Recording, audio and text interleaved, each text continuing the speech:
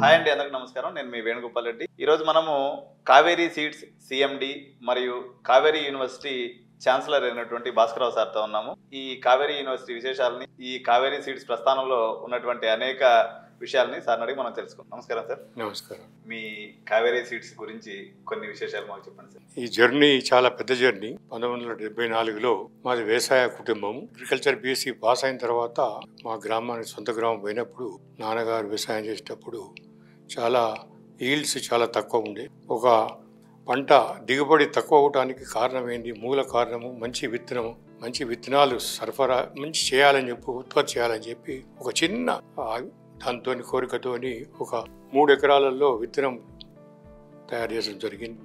అలా మొదలైన ప్రస్థానము ఇవాళ దినంలో మనము కావేరీ సీడ్ అనేది 1986లో దాన్ని పేరు పెట్టి దాన్ని పబ్లిక్ ఇష్యూ చేసుకుపోయి భారతదేశంలో కాకుండా వేరే ఇతర దేశాలలో కూడా మన విత్తనం సరఫరా చేస్తున్నాం. 1,00,000 ఎకరాలలో మన విత్తనం పండించి మనం మన దేశానికి కాకుండా వేరే దేశాలలో కూడా సరఫరా చేస్తాం జరుగుతుంది. కావేరీ సీడ్స్ అని పేరు పెట్టడానికి కారణం ఏంటి? ఫస్ట్ జర్నీ మేము కర్ణాటకలో విత్తనాలు మేము సరఫరా చేశాము కనుక కర్ణాటకలో కావేరీ అనే నది జీవనది ఉన్నది కనుక ఆ కావేరీ నది పేరు పెడితే బాగుంటుందని చెప్పి కావేరీ విత్తనం సీడ్స్ అని చెప్పి పేరు పెట్టడం జరిగింది. మీరు ఎంబీబీఎస్ సీట్ వచ్చినా కానీ వదిలేసుకొని బీఎస్సీ అగ్రికల్చర్ చేశారని చెప్పేసి. నాకు మొదటికెళ్ళి కూడా ప్యాషన్ ఏంటంటే మేము 5 అన్నదమ్ములము, అందరూ కూడా డాక్టర్లు ఇంజనీర్లు అయిపోయి అమెరికాకి వెళ్ళిపోయారు. మేము వ్యవసాయ కుటుంబం కనుక నాకు ఆ ప్యాషన్తో మెడిసిన్లో జాయిన్ కాకుండా మా నాన్నగారు కూడా నన్ను ప్రోత్సహించారు. ఎందుకంటే అందరూ వేరే చదువులు చదువుతున్నారు, నువ్వు అగ్రికల్చర్ చూసుకోవాలని చెప్పి నాకు ఆ ప్యాషన్ వల్ల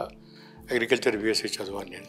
ఓకే సార్, మీ నేటివ్గా ఏ ప్రాంతం సంబంధించిన వారు సార్ మీరు? మాది కరీంనగర్ డిస్టిక్ అండి. ఈడికెళ్ళి 150 కిలోమీటర్ల దూరంలో ఉంటుంది గట్ల నరసింగాపురం అనే గ్రామం. దానివల్లనే అక్కడనే చిన్న తరాల విత్తనం స్థాపించి 7 దినంలో ఈ ప్రస్థానంలో మొదలుపెట్టాం. సో మీ ఈ యొక్క కావేరీ సీడ్స్ యొక్క ప్రస్థానంలో కొన్ని ఇంపార్టెంట్ ఇన్సిడెంట్స్ చెప్పండి సార్. 1986లో మేము ప్రైవేట్ లిమిటెడ్ చేశాము దీన్ని. 2007లో దీన్ని పబ్లిక్ ఇష్యూ దాన్ని తయారు చేశాం. 1984, 85 సంవత్సరాలు, 86 సంవత్సరాలు ఏంటంటే చాలా మల్టీనేషనల్ కంపెనీస్ అప్పుడు దేశంలో వచ్చాయి. కానీ మేము స్థాపించిన విత్తన సంస్థ ప్రతి సంవత్సరం కూడా 15% గ్రోత్ తోని మేము వాళ్ళని తట్టుకుంటూ ఇవాళ దినంలో అన్ని విత్తనాలలో, అన్ని సీరియల్స్ లో కానీ, కాటన్ ఆయిల్ సీడ్స్ లో కానీ, వెజిటబుల్స్ లో కానీ మేము ఓన్లీ ఒక కంపెనీ, మాదే కంపెనీ అన్నిట్లో అన్ని మైక్రోన్యూట్రియంట్స్ కానీ, బయోపెస్టిసైడ్స్, బయోఫంగిసైడ్స్ లో కూడా ఏమన్నా వేరే ఏ కంపెనీ కూడా ఇటువంటి దాంట్లో లేదు. సార్ మీ విద్యాభ్యాసం ఎక్కడ సాగింది? సో నా స్కూలింగ్ ఇక్కడ హైదరాబాద్లో లిటిల్ ఫ్లవర్ హై స్కూల్లో ఇంగ్లీష్ మీడియం స్కూల్లో నేను స్కూలింగ్ జరిగింది. స్కూల్ తర్వాత 12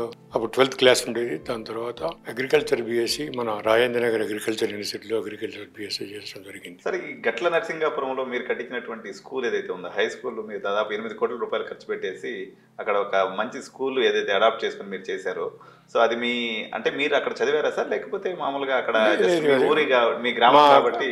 అది మా సొంత గ్రామం కనుక, నేటివ్ గ్రామం కనుక మా అమ్మ నాయన వాళ్ళు ఎంత కష్టపడి మమ్మల్ని ఎడ్యుకేషన్ ఇప్పించారు. ఎడ్యుకేషన్ అనేది చాలా ఇంపార్టెంట్ కనుక సొసైటీకి ఒక మంచిది చేయాలని చెప్పి మా గవర్నమెంట్ స్కూల్ను దత్తత తీసుకొని మా అమ్మ నాయన పేరు పెట్టి దాని తర్వాత చిన్న స్కూల్ను డెవలప్ చేసి ఒక 5 ఎకరాల భూమిలో దాన్ని పెట్టి దాదాపు హై స్కూలే కానీ, ప్రైమరీ స్కూలే కానీ మొత్తం ఇంటర్నేషనల్ లెవెల్లో ఒక కార్పొరేట్ స్థాయిలో దాన్ని తీర్చిదిద్ది మేము దత్తత తీసుకున్నప్పుడు చాలా తక్కువ 150 మంది పిల్లలే ఉండరు.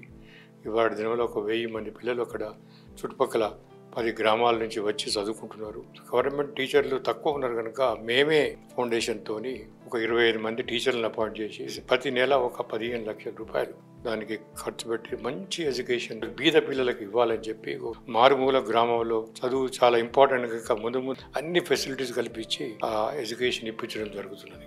సార్ కావేరీ ప్రస్థానంలో మీరు పొందినటువంటి అవార్డ్స్, రివార్డ్స్, ఎక్సలెన్సెస్ ఏమున్నాయో తెలియజేయండి సార్. కావేరీ ప్రస్థానంలో చాలా మంచి పెద్ద అవార్డులు అంటే ఫోర్బ్స్ ఏషియా బెస్ట్ 100 బిలియన్ కంపెనీస్లో కంటిన్యూస్గా మాకు మా కంపెనీకి, కావేరీ సీడ్ కంపెనీకి 4 times వచ్చడం జరిగింది. ఏ అగ్రికల్చర్ సీడ్ కంపెనీ కూడా మన భారతదేశంలో రానటువంటి award. We are very proud of that kind of awards. Sir ఇప్పుడు యువత అంతా కూడా అందరూ కంప్యూటర్ సైన్స్ చేసి యుఎస్కి వెళ్ళిపోవాలనే ఆలోచన తప్ప దేశం కోసం దేశ ఎన్నెముకైనటువంటి వ్యవసాయాన్ని కానీ రైతులను కానీ విస్మరిస్తున్నటువంటి ఈ పరిస్థితి ఉంది. సో ఈ పరిస్థితుల్లో యువతకి మీరు ఇచ్చేటువంటి సందేశం ఏంటి సార్? ఐటీ ఉద్యోగాలకు అట్రాక్ట్ అయిపోయి ఒక వైట్ కాలర్ ఉద్యోగాలకు అలవాటు అయిపోయి వ్యవసాయం, ఎందుకంటే వ్యవసాయం అనేది చాలా ఇంపార్టెంట్. ఎందుకంటే మినిమం ఒక 45 to 50% వ్యవసాయ ఆధారం దాని మీదనే మనం బతుకుతున్నారు కనుక బికాస్ ఆఫ్ అర్బనైజేషన్ వల్ల ల్యాండ్ తక్కువైపోతున్నది, అగ్రికల్చర్ ల్యాండ్. అటువంటిప్పుడు వ్యవసాయం అనేది చాలా ఇంపార్టెంట్ కనుక దాన్ని టెక్నాలజీ ఎట్లా ఉపయోగించాలి, మెకనైజేషనే కానీ మంచి మంచి వ్యవసాయం ఎట్లా చేయాలని చెప్పి ఆ కోరిక మీద ముందు చేయాల్సిన బాధ్యత మన అందరి మీద ఉంది, మా మీద కూడా ఉంది. కనుక మేము కూడా దాన్ని ఎట్లా ఇంప్రూవ్ చేయాలి, ఎట్లా ఎడ్యుకేషన్ ఎట్లా ఇప్పించాలి, ఎట్లా టెక్నాలజీ మీద ఎట్లా డెవలప్ చేయాలని చెప్పి మేము దాని మీద ప్రయత్నం చేస్తున్నాం. ఈ తెలంగాణ రాష్ట్రం ఏదైతే ఉందో సార్, విత్తన భాండాగారం భారతదేశానికి అని చెప్పేసి చాలా మంది చెప్తూ ఉంటారు సార్, ఇందులో వాస్తవం ఎంత సార్?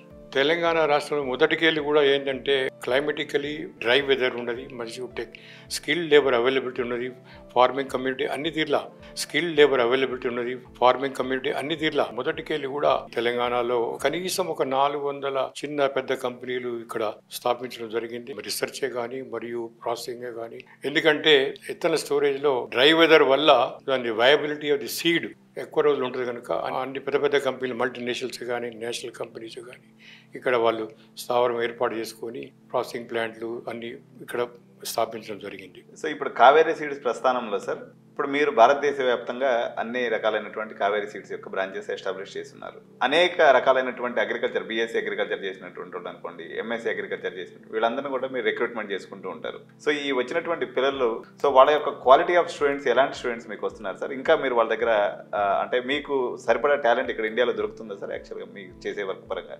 మేము రిక్రూట్మెంట్ అంటే చాలా మటుకు మంచి స్టూడెంట్స్ని, మంచి టెక్నాలజీ, మంచి నాలెడ్జ్, టాలెంట్ ఉన్న పిల్లల్ని రిక్రూట్మెంట్ చేస్తున్నాం. కానీ కొన్ని ప్రదేశాలకి వెళ్ళి బీఎస్సీ ఏది చదివి వస్తున్నారు, వాళ్ళకు నాలెడ్జ్ అనేది కొద్దిగా తక్కువ ఉన్నది కనుక దాని గురించి కూడా మేము శ్రద్ధ చూపుతాం. సార్ ఈ 40 ఏళ్ళ ప్రస్థానం తర్వాత, సో మొత్తం మీకు ఇప్పుడు 70 ఇయర్స్ ఏజ్లో మీరు ఇప్పుడు యూనివర్సిటీ ఎస్టాబ్లిష్మెంట్కి ముందుకు వచ్చారంటే మొత్తం మీ జీవితం యొక్క అనుభవ సారాంశాన్ని అంతా రంగరించి ఈ దేశానికి, అదేవిధంగా రాబోయేటువంటి యువతకి మీరు సరైనటువంటి నాలెడ్జ్ని పంచడంలో భాగంగా ఈరోజు కావేరీ యూనివర్సిటీస్ని మీరు ఎస్టాబ్లిష్ చేశారు సార్. విజన్ ఏంటి, దీని మీద ఎటువంటి ఆలోచన మీరు ఈ యూనివర్సిటీ పెట్టడం వెనుకుంది సార్? యూనివర్సిటీ పెట్టడం ఒకటి అగ్రికల్చర్ మీద ప్యాషన్ వల్ల, మరియు ఏంటంటే ఒక సొసైటీకి మనం ఇంత బాగా చేసాము, ఒక అగ్రికల్చరే ఇంపార్టెంట్ కనుక అగ్రికల్చర్ ముఖ్యం కనుక మన భారతదేశంలో ఒక 45 to 50% అగ్రికల్చర్ ఇండస్ట్రీ మీద డిపెండ్ అవుతుంది కనుక మంచి ఎడ్యుకేషన్ ఇప్పించాలని చెప్పి, ఒక మంచి ఇన్స్టిట్యూషన్ తయారు చేయాలని చెప్పి ఒక ప్యాషన్ తోని నేషనల్ లెవెల్లో కానీ ఇంటర్నేషనల్ లెవెల్లో కానీ ఇన్స్టిట్యూషన్ పైకి తేవాలని చెప్పి దృక్పథంతో ఈ యూనివర్సిటీని మేము స్థాపించడం జరుగుతున్నది. దాని ప్రస్థానంలో మొదలు పెడుతున్నాము. అది ఎట్లా ఉంటుంది ఏంటనేది ఒక ప్యాషన్ చేస్తున్నాం కనుక పట్టుదలతో చేస్తే తప్పకుండా ఈ యూనివర్సిటీని ఒక నేషనల్ కాదు ఇంటర్నేషనల్ యూనివర్సిటీ తయారు చేస్తామని చెప్పి అది ఉంది సార్. భారతదేశంలో దాదాపు లక్షల కోట్లు సంపాదించినటువంటి వ్యాపారస్తులు చాలా మంది ఉన్నారు. దేశానికి వెన్నెముకున్నటువంటి వ్యవసాయం మీద ఏ ఒక్కరూ తిరిగి ఇన్వెస్ట్ పెట్టినటువంటి పరిస్థితి లేదు. మీరు 1500 కోట్ల రూపాయలు పెట్టి కేవలం ఒక అగ్రికల్చర్ యూనివర్సిటీ పెడుతున్నారు సార్. ఇంతటి ధనము, ఇంతటి ప్యాషను, మీకు ఇంతటి మోటివేషను ఎక్కడి నుంచి సార్? మనం చాలామంది డబ్బులు సంపాదిస్తారు కనుక సొసైటీ మనకు ఇచ్చేది కనుక నాకు అనిపించింది ఏంటంటే అగ్రికల్చర్ ఇంపార్టెంట్ కనుక ఒక అగ్రికల్చర్ యూనివర్సిటీని స్థాపించాలి. మొత్తం నాకు వేరే ఏ కోరిక లేదు, ఒక భారతదేశంలో ఒక మంచి ఇంటర్నేషనల్ యూనివర్సిటీ, అగ్రికల్చర్ యూనివర్సిటీ తయారు చేయాలని చెప్పి నా ఇదివరకు ఈ 40 ఏళ్ళ ప్రస్థానంలో సంపాదించిన డబ్బంతా కూడా పెట్టి ఈ యూనివర్సిటీని ఒక ఇంటర్నేషనల్ లెవెల్లో తీసుకురావాలని చెప్పి కోరికతోని ఈ యూనివర్సిటీ స్థాపించడం జరుగుతున్నది. సార్, మన యూనివర్సిటీలో చదివినటువంటి విద్యార్థులు ప్రపంచ స్థాయిలో పోటీ పడటమే కాకుండా భారతదేశానికి ఒక ఉజ్వల భవిష్యత్తుని తీసుకురాగలిగినటువంటి పరిస్థితి ఉందంటారా? 100% నాకు నమ్మకం ఉన్నది ఏంటంటే ఒక కోరిక, ఒక దృఢ నిశ్చయం, దృఢ సంకల్పం ఉంటే తప్పకుండా అది సాధిస్తామని చెప్పి నా ఎక్స్పీరియన్స్లో చెప్తున్నాను కనుక ఆ ప్రకారంగా 100% నాకు నమ్మకం ఉన్నది. విదిన్ 4-5 years లోపల ఈ యూనివర్సిటీని ఒక ప్రపంచ స్థాయిలో ఒక అగ్రికల్చర్ యూనివర్సిటీ చేస్తామని చెప్పి నాకు నమ్మకం బాగా ఉంది. సో దేశ ప్రజలందరూ కూడా ఈ వీడియోని ఇప్పుడు చూస్తూ ఉన్నారు.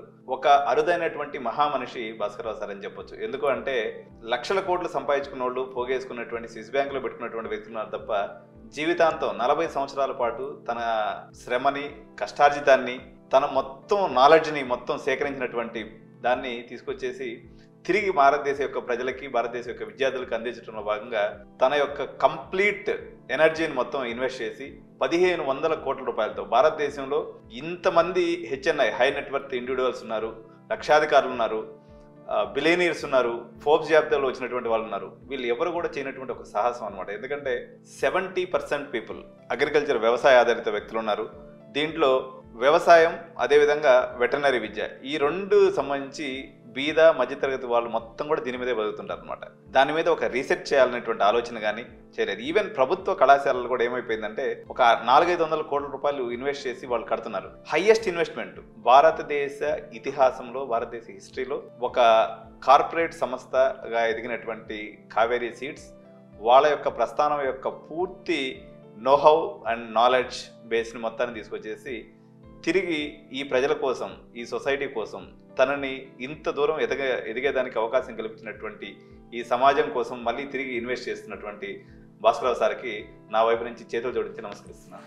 Sir, what is the message you are going to give to the students who are joining in Kaveri university across India? The message what I want to give to the students who are coming from throughout the country and internationally is this university has having everything in-house like biotechnology lab, research station, seed testing laboratories and biopesticide, biofungicides and all kinds of technological available throughout the university. That is the reason that kind of a facility I think no university is having in the country.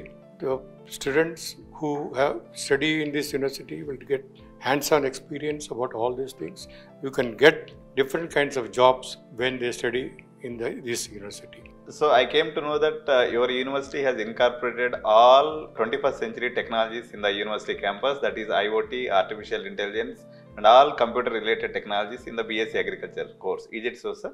100% it is true, and in that direction only we are working. Every kind of technology is available in university.